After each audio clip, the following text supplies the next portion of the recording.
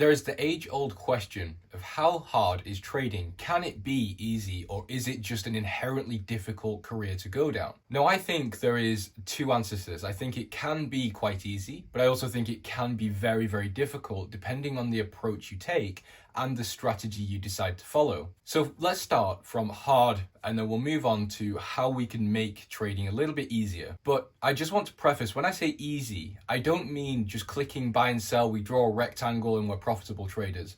When I say easy, I mean we can simplify trading. It doesn't mean that we will just instantly start making money. It means it requires a little bit less effort, and it's a little bit easier to get into trades, and it's just a little bit more streamlined. So for example, you won't need to use mathematical models. You won't necessarily need probabilities or statistics. So I think we could all agree that starting in trading, the most difficult process would be within quantitative trading. So quantitative trading, essentially, in a nutshell, I'm not a quant, by the way, this is way beyond my intelligence level.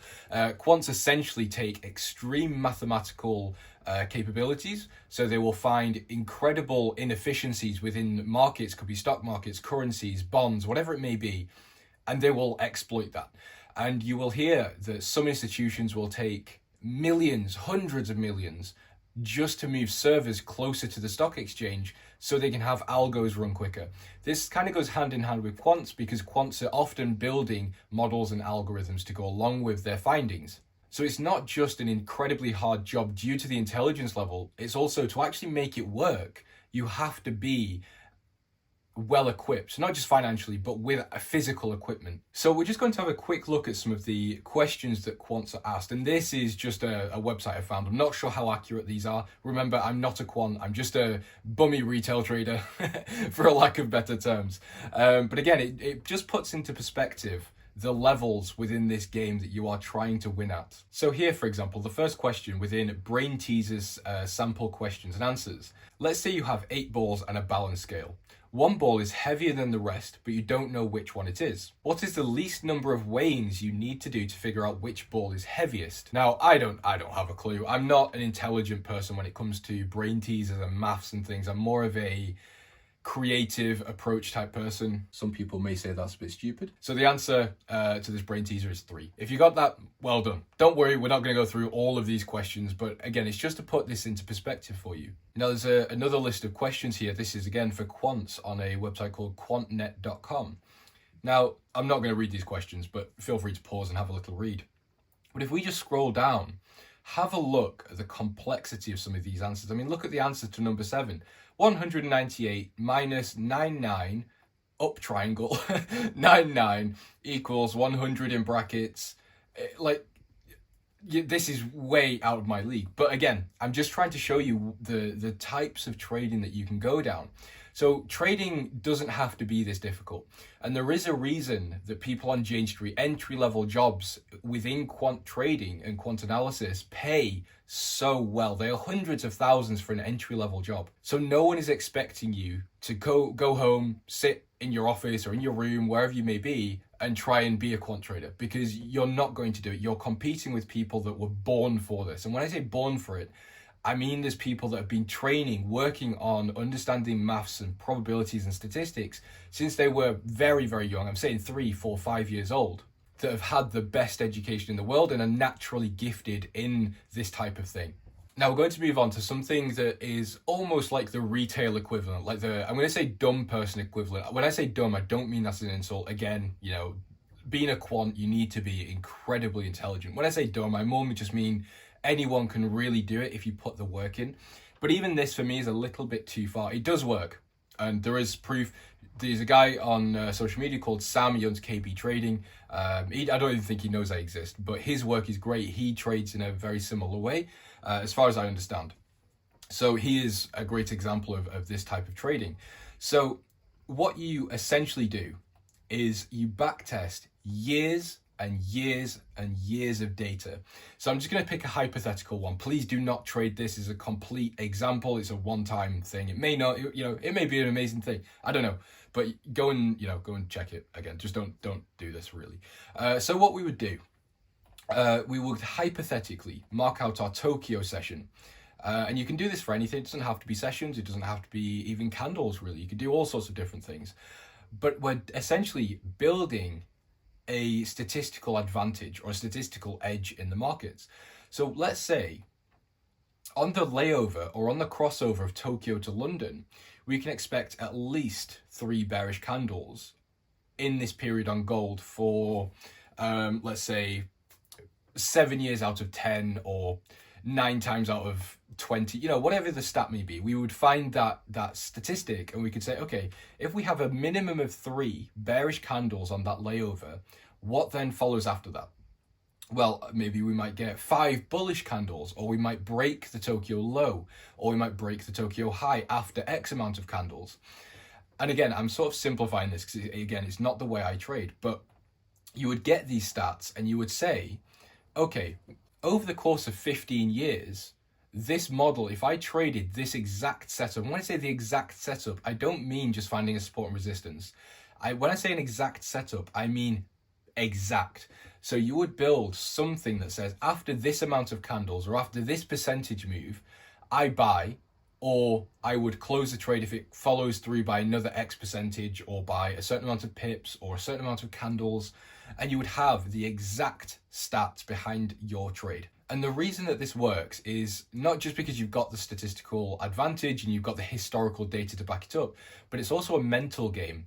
Because let's say you go on a losing streak and you lose 4 trades. So let's say you trade London session, that's your model, that's what you do. You lose 4 days in a row, but you know that this model over the past 15 years delivers a 56% win rate or a 62% win rate, or it wins, 4 days out of 5 on average. You can say, okay, it's fine. Yes, I may have just lost 4 days in a row, but this works throughout history. I know it works. I've got the data and I'm completely fine with that. I just need to keep going. And that's another thing that can be a big game changer for retail traders, is knowing the trade and knowing their strategy to the dot, to the exact pip. By saying, okay, I know that this London session averages 2% on average on gold, a complete movement of 2%. Okay, we just had 3%. That's an extreme. Maybe I should fade the move. Maybe I should buy into that breakout, whatever it may be. And again, you can do this with anything. You could say if the RSI has been above 75, above 80, above 82, whatever it may be, again, over the course of 15 years, and we're in an uptrend or we're in a downtrend, I should sell the market. Statistically, we do have a pullback or a reversion of 1%, 2%, 3%, or 20 pips, 50 pips. And you essentially just repeat the same thing over and over and just wait for your statistical model to play out. But again, this does require a lot of time and a lot of work and a lot of patience. And not just that, you also need to be very switched on to do this. If you mistake just a handful of data points, your strategy could be completely thrown off. So if you get tired or you lose concentration, you start counting 6 candles instead of 4, or you mismatch some of the percentages, it can really throw off the strategy over the long term. And again, it's incredibly time consuming. It's not, if you're working in 9 to 5 or you're a very busy person, it's going to be very tough to do. Not impossible, but very tough. Now we're going to get into what I would consider the easier part of trading. Now this one takes, when I say easy, it's not, again, I'm not saying we buy at support, sell at resistance. That's just not trading. That if that worked, everyone would do it. When I say easy, I mean things like this. So this isn't a sales pitch or anything like that. I'm just showing you what I mean by we can make it easy. So this is called economic data or macros. And essentially what we can do is look at the economic data. We can get any service. I use the Edge Finder, I also use Market AI, I use other services. I'm not, again, this isn't a sales pitch. I'm not trying to do anything here. You can even do this on your own. So let me show you an example. So there's a website here called Trading Economics. You can go on to, let's say, the euro area, and we can see all of the data for the euro. So let's say we want to zoom into the inflation. We can see the past 10 years of inflation. What's the trend of inflation? What's 5 years, 1 year? Now, this, again, in my opinion, is much easier because I don't really need to do anything. I can just look at what economy is doing well, which one's weak, what are the central banks doing, how does inflation look, and I can build from there. I can say, okay, this currency looks weak, or this economy looks weak, or this economy looks strong. This central bank is hiking rates. This one's cutting rates. And I get my direction from that. And then all I do is go into the charts, and we can get onto that in a second. Obviously, you need to put the work in to understand what all this means, because employed persons, to someone that doesn't trade or doesn't look at the economies, is that a good thing or a bad thing if that goes up or down? Well, you would never know. So I'm not saying that this is just a, copy and paste thing. You don't just look at something and say, oh, well, it's majority blue, we've got 57% here, I'm going to go and buy the yen, because that's useless. That doesn't give you anything. You need to understand why this 57% reading is there. Obviously, it depends what economy you're looking at. For example, the Eurozone, why is this 57 again? Or why is the UK currently sat at 71? What's going on? What does all this data mean? So once we've got that data, we can then go to the charts and say, okay, let's go to the H4, because when you're trading economics like I do, or the macros or geopolitical landscapes, you generally want to go onto higher time frames. H1, H4, daily, weekly even can work. When you're starting sort of the 5 minute, the 15 minute, you're more trading with momentum rather than the economic narrative itself. So this is obviously gold. This isn't a real setup I'm looking at. This is just for hypothetical sake. So let's say I have got some reason to want to go and sell gold, whether it's the fact that tariffs are cooling down. Maybe it's the fact that Ukraine and Russia have just called a ceasefire. They haven't. Again, this is for example purposes. Or the US dollar is having a massive pump. Maybe we've got the Fed hiking rates and we've got all this amazing data for the dollar. So I want to go and sell the gold. I'm not sat here counting probabilities and stats and counting the candles on the sessions or building advanced mathematical things. I'm just going to sit here and say, okay, where's the price most likely to have a little turnaround? Well, we've got previous highs here. We've seen sellers step in at this level before. So I might go and sell gold here. If this one doesn't work out and I've still got the same idea that gold likely is going to go down, I'll just look for the next level that price could go down or price could reverse. It might be there.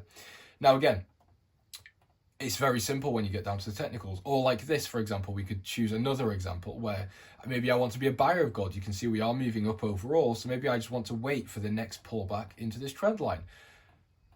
So maybe I would want to buy on the pullback of gold, something like this. Keep it very simple. But again, that's what I consider easy trading from very hard trading. But that's because this is what I specialize in. I'm not really an advanced person or a very intellectual person when it comes to advanced analytics and maths and probabilities and statistics. That's just not me. So I had to find a way to make trading work in the way that I work. And this is what I mean when I say trading is very individual and it's a very personal thing, that anything in theory can work because the markets can only go up or down. It's essentially 50-50. And that's of course not when you're accounting for the economics and the market drivers and those types of things. So as long as you know what you're doing, you understand your strategy down to the pip, down to the percentage, there is no reason that it can't work for you. But watching a YouTube video saying, when price comes down to the 50 moving average and there's an FVG or there's an open gap or the RSI is doing this or whatever it may be, generally that's not going to work. And it's not because the strategy doesn't work itself, because majority of strategies are built for the person that has made it. So for example, my strategy is so simple, but that's because I've been trading like this for years. So if I sit down with you and tell you exactly how I trade, it might not work for you and probably won't work for you, because it's not just built around my personality, it's also built around my lifestyle. So I sit here for 15, 16 hours a day sometimes just watching the charts. I'm able to react when I need to react. Whereas if you work a 9 to 5, for example, you might be on a work call, you might be in a meeting, you might be writing an email when I'm closing my trade, and when you get back to the charts, maybe it's too late. Maybe your trade hit stop loss, or maybe yours hit take profit and mine didn't. Our results will vary. So yes, trading can be made simplified, but it doesn't mean it's going to be just the easiest path to take, because everything you do in this career, you are going to have to learn. So as long as you can take the time and you can master your craft, it will pay off eventually. The markets are an incredibly difficult thing to trade. It's one of the hardest jobs in the world. I'm not saying that from, I'm not trying to bring down doctors or people in the army or in wars or anything like that. I don't mean it in that way. What I mean is that it's just so hard to make money in the markets. I mean, the percentages, the stats of trading are so far against you. It's okay. It's okay to take some time and just learn and adapt and build and journal and optimize. There's no shame in it. So do what works for you. Find your edge, find your style, find yourself in the markets and find what you enjoy to do and build from there.